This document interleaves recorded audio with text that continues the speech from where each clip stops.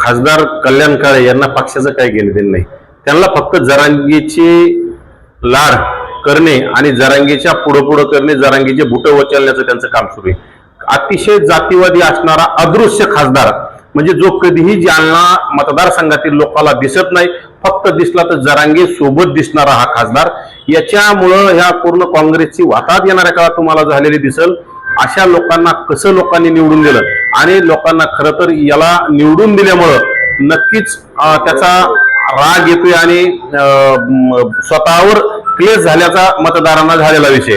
कारण जरांगे सोबत हिंडणारा याला सर्व जाती धर्मांनी मतदान केलं आणि जातीभेद वाढवणाऱ्या जरांगे सोबत रात्रंदिवस हा खासदार फिरतोय. त्यामुळं हा अतिशय जातीवादी आणि बिंडोक असणारा खासदार आहे. येणाऱ्या काळात याच्यामुळे पूर्ण काँग्रेसची वाताहत वाहणारच आहे. परंतु येणाऱ्या लोकसभेला याला माझ्या मते आज जे मतदान झालं याच्यातलं 25% सुद्धा जालना लोकसभेमध्ये मतदान होणार नाही.